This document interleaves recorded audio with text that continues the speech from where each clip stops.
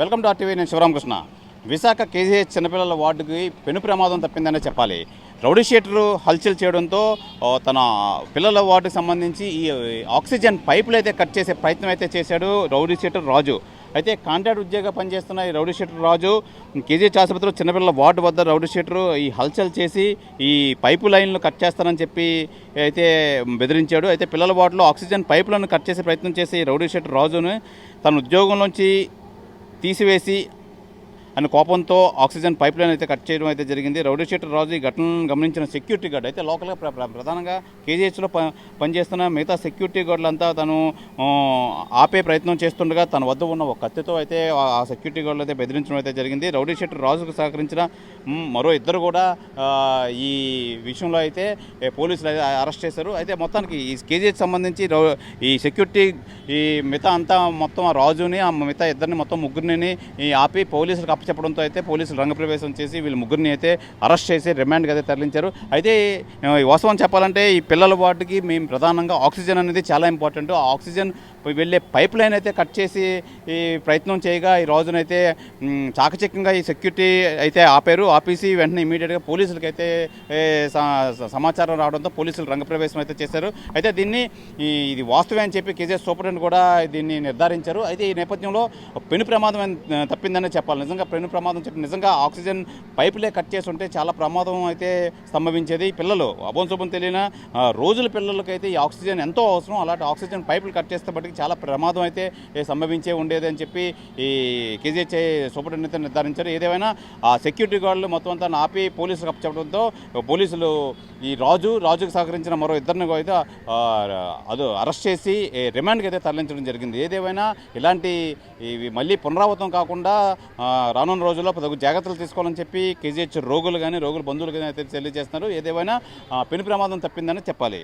ఇది కేజీహెచ్ సంబంధించి విశేషాలు. విశాఖ కేజీహెచ్లో రౌడీ షీటర్ హల్చల్ చేసి ఏదైతే చిల్డ్రన్స్ వార్డు ఉందో చిల్డ్రన్స్ వార్డు సంబంధించి ఆక్సిజన్ లైన్ అయితే కట్ చేసి హల్చల్ చేయబోయారు. అయితే సెక్యూరిటీ సిబ్బంది వెంటనే అలర్ట్ అయ్యి వాడిని ఆపి పోలీసులకైతే అప్పచెప్పడం అయితే జరిగింది. పోలీసులు అరెస్ట్ చేసి రిమాండ్కి అయితే తరలించారు. అయితే నేపథ్యంలో అసలు ఎందుకు ఆక్సిజన్ పైప్ కట్ చేయాల్సి వచ్చింది, అసలు ఏంటి అని చెప్పి మనతో పాటు కేజీహెచ్ సూపరింటెండెంట్ శివానంద్ గారు ఉన్నారు. ఆయన అడిగి తెలుసుకుందాం. సార్ చెప్పండి, అసలు ఏం జరిగింది, ఎప్పుడు జరిగింది ఈ సంఘటన? ఈ సంఘటన 31st జరిగిందండి. ఇది 31st మనకి 31st జరిగింది. 31st ఈవినింగ్ at 3 o'clock లెవెల్లోనూ మనకి ఏంటంటే ఒక పీడియాట్రిక్ వెళ్ళే ఆక్సిజన్ పైప్ లైన్ తాలూకా వాల్వ్ క్లోజ్ అయినట్టు ఇమ్మీడియట్గా సిగ్నల్ వస్తుంది. మనకి ఏ వాల్వ్ క్లోజ్ అయినా ఇమ్మీడియట్గా మనకి అలర్ట్ వస్తుంది. ఆ అలర్ట్ వచ్చిన వెంటనే మన సిబ్బంది ఇమ్మీడియట్గా రెస్పాండ్ అయ్యి ఎక్కడ బ్లాక్ అయింది అనేది ఇమ్మీడియట్గా దాన్ని ఫైండ్ అవుట్ చేసి ఇమ్మీడియట్గా ఆ వాల్వ్ని మళ్ళీ రెస్టోర్ చేశారు. Within minutes everything we restored. ఎవరు చేశారనేది ఇమ్మీడియట్గా మనం సీసీటీవీ ఫుటేజ్ ద్వారా ఇమ్మీడియట్గా మనం చెక్ చేస్తే ఈ రాజు అన్నట్టు మనకి అది మనకు తెలిసిందే.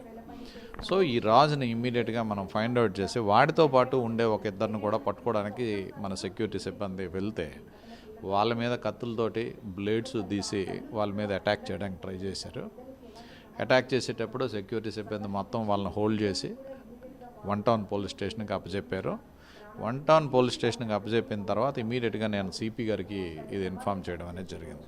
సిపి గారు ఇమీడియట్గా రెస్పాండ్ అయ్యి ఇటువంటి చర్య హత్యానేరం కింద వస్తుంది. సో అందుగురించిన ఇమీడియట్గా వాళ్ళ మీద హత్యానేరం కేసు పెట్టి వాళ్ళని ఇమీడియట్గా రిమాండ్కి పంపించాలని చెప్పని ఇన్స్ట్రక్షన్స్ పాస్ చేశారు. సో మేము కంప్లైంట్ ఇచ్చాం. మన ఆర్ఎంఓ గారు డైరెక్ట్గా వెళ్ళి కంప్లైంట్ ఇచ్చి వాళ్ళందరినీ తీసుకొని అరెస్ట్ చేసి సో వాళ్ళని ఇప్పుడు రిమాండ్కి పంపించి తగిన చర్యలు తీసుకుంటున్నారు. సూపరింటెండెంట్ గారు, నిజంగా పెను ప్రమాదం అంటే మామూలు పెను ప్రమాదం కాదు.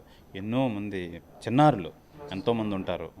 నిజంగా మీ సెక్యూరిటీ సిబ్బంది చేసింది చాలా అద్భుతమైన కార్యక్రమం. ఏమంటారు మీరు? ఎస్, డెఫినెట్గా నా యొక్క ఆక్సిజన్ మెయింటైన్ చేసే సిబ్బంది సెక్యూరిటీ పీపుల్ చాలా అలర్ట్గా ఉండి ఇమ్మీడియట్గా సీసీటీవీ ఫుటేజెస్ తీసి అందరినీ హోల్డ్ చేసి మంచిగా అందరికీ సురక్షితంగా ఉండేటట్టు చేయగలిగారు. సో ఇది ఈ క్రిమినల్ యాటిట్యూడ్స్ ఇవన్నీ probably because of this ganja ఇవన్నీ తాగి వీటి వల్ల వీళ్ళందరూ ఇట్లా తయారయ్యి ఇలా చేయడం అనేది జరుగుతుందని మేము అనుకుంటున్నాం. ఎందుకంటే ఈయన ప్రీవియస్గా కూడా ఆయనకి మంచి హిస్టరీ లేదు. ఆ మంచి హిస్టరీ, నిందితుడు మంచి హిస్టరీ లేకపోవడం వల్ల ఆయన్ని డిస్మిస్ చేసి ఇక్కడ నుంచి టెర్మినేట్ చేయడం అనేది జరిగింది.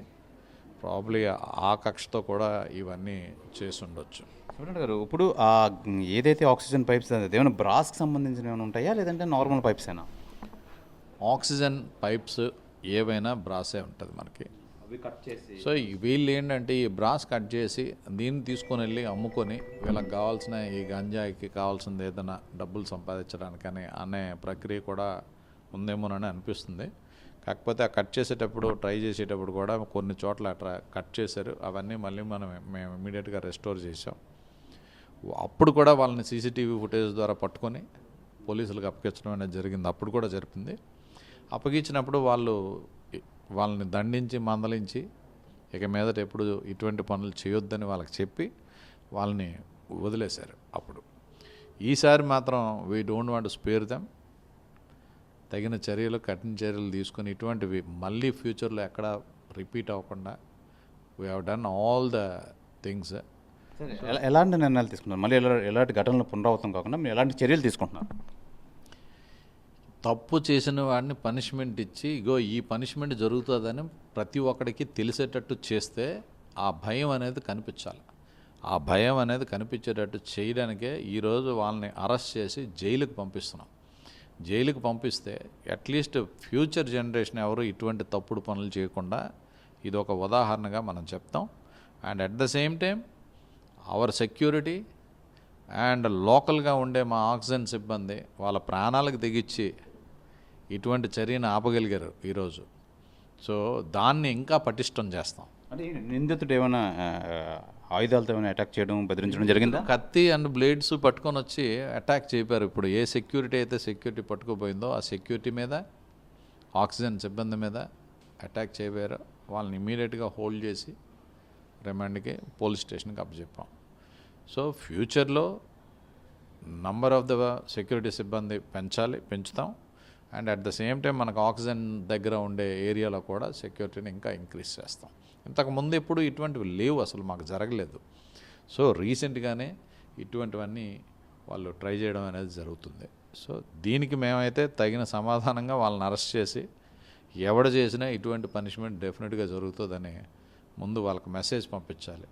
మెసేజ్ పంపించే దిశగా వాళ్ళని అరెస్ట్ చేసి జైలుకి పంపిస్తాం. Right sir, thank you.